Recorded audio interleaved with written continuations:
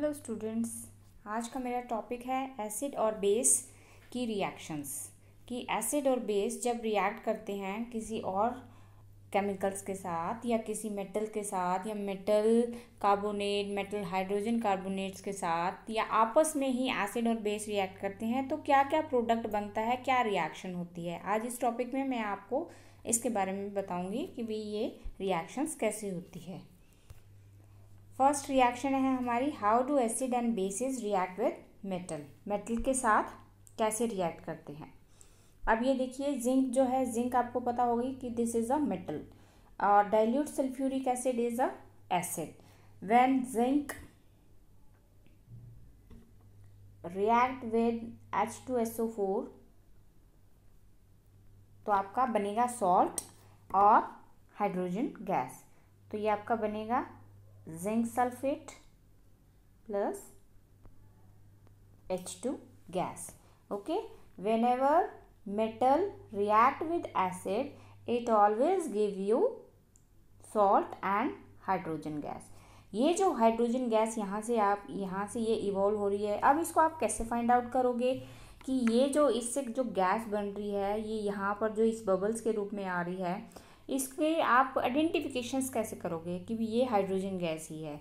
इसका सिंपल सा आइडेंटिफिकेशन ये है कि जब आप कैंडल को इसके पास, इस गैस के आसपास लेके जाओगे तो यहाँ से ये पॉपिंग साउंड करती है।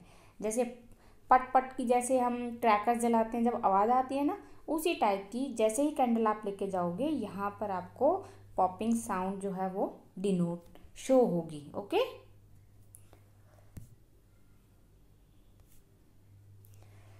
metal in the above reaction displays hydrogen from the acid. This is seen as hydrogen gas. The metal combine with the remaining part of the acid and form a compound called a salt. Thus, the reaction of a metal with an acid can be summarized as, अभी मैंने आपको बताया कि जब भी acid जो है metal के साथ रिएक्ट करेंगे तो सॉल्ट बनेगा और आपकी ये हाइड्रोजन गैस इवॉल्व होगी। अब जैसे वो तो था आपका एसिड के साथ, अब ये देखो NaOH क्या होता है। NaOH होता है आपका बेस।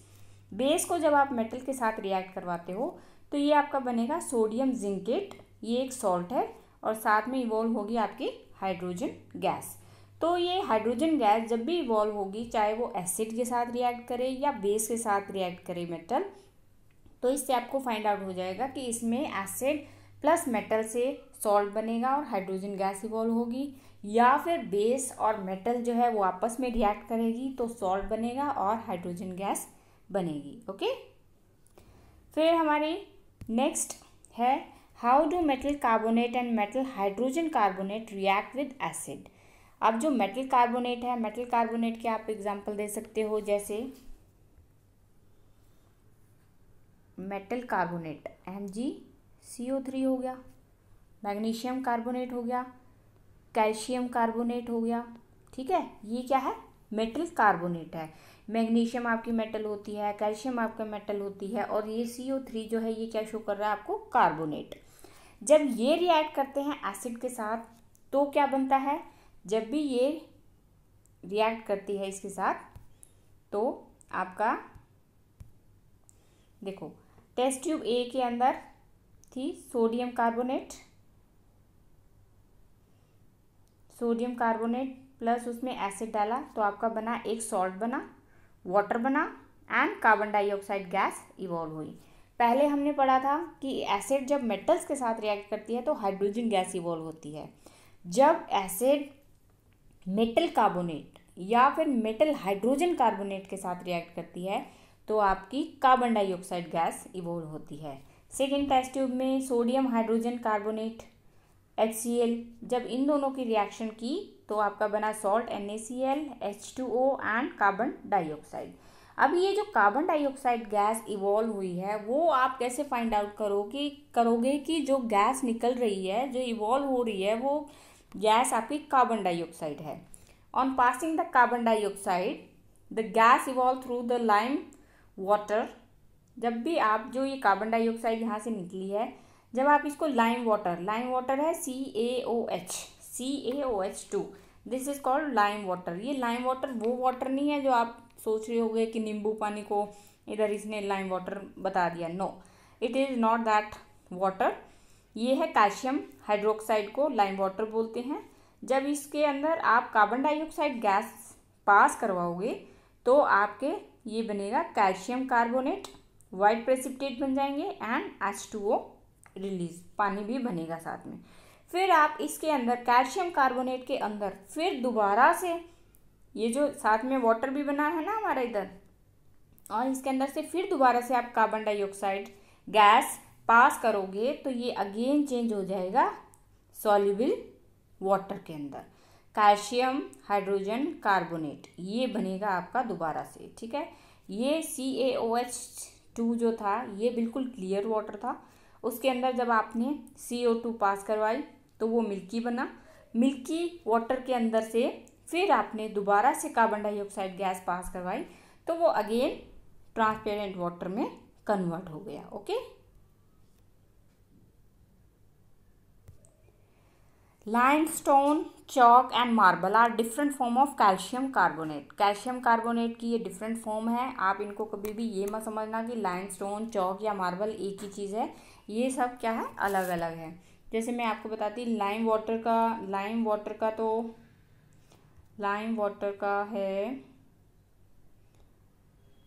लाइम वाटर का होता है CaOH2, ओके। और लाइमस्टोन का होता है आपका CaCO3। ठीक है, उसके बाद क्विक लाइम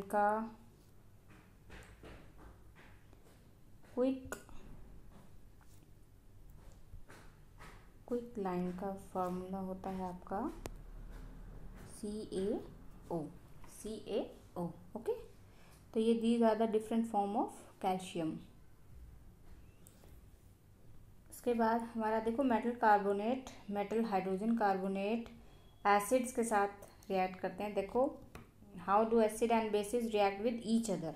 थर्ड फॉर्म आ गई है कि जब एसिड और बेस दोनों आपस में रिएक्ट करेंगे तो आपका क्या बनेगा। ये देखिए बेस है NaOH, this is base, this is acid. When these two both react with each other then salt is formed and water is formed, okay। The reaction between acid and base to give salt and water is known as neutralization reaction। This reaction, ये reaction आप 6-7 से पढ़ते आ रहे हो कि जब acid और base दोनों रिएक्ट करते हैं तो सॉल्ट बनता है और वाटर बनता है, and this reaction is called neutralization reaction, okay। Reaction of metallic oxide with acids. अब जो मेटेलिक ऑक्साइड है उनकी रिएक्शन एसिड्स के साथ। मेटल ऑक्साइड एसिड के साथ रिएक्ट करते हैं तो आपका बनता है मेटल ऑक्साइड। जैसे आप लगा सकते हो जिंक ऑक्साइड, ओके। जब ये HCl एसिड के साथ रिएक्ट करेगा HCl तो आपका बनेगा सॉल्ट ZnCl2 प्लस H2O। और जब भी आपका सॉल्ट जब भी बनता है वो सॉल्ट हमेशा एक पॉजिटिव होता है और एक नेगेटिव होता है। उसमें दो पार्ट होते हैं तो उसमें एक पॉजिटिव होगा और एक नेगेटिव होगा। पॉजिटिव आपका मेटल से आएगा और नेगेटिव आपका एसिड से आएगा, ओके। क्योंकि वी नो दैट H जो है ये पॉजिटिव होता है, क्लोरीन जो है वो नेगेटिव होता है, मेटल जो होती है वो पॉजिटिव होती है। तो एक पॉजिटिव और एक नेगेटिव मिलके ये आपका सॉल्ट बनता है, राइट। उसके बाद है हमारा, और जो ये आपके मेटल ऑक्साइड्स होते हैं ये बेसिक ऑक्साइड की तरह बिहेव करते हैं, basic oxide, okay.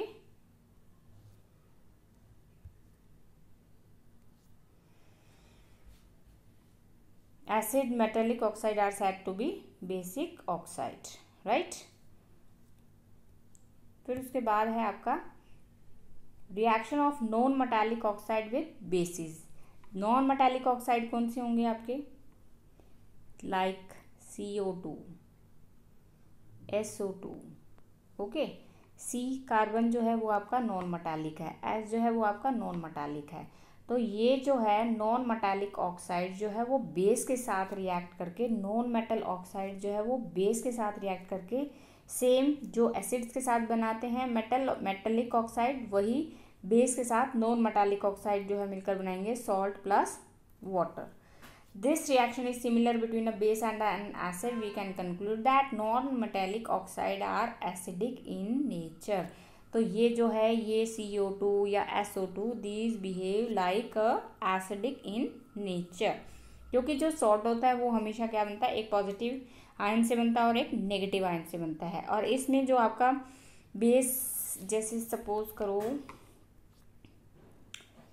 CO2 plus में बेस आपका हम ले लेते हैं sodium hydroxide NaOH.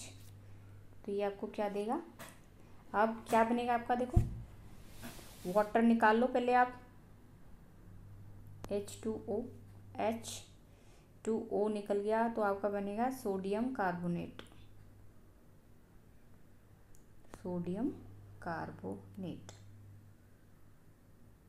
Okay, Na2CO3.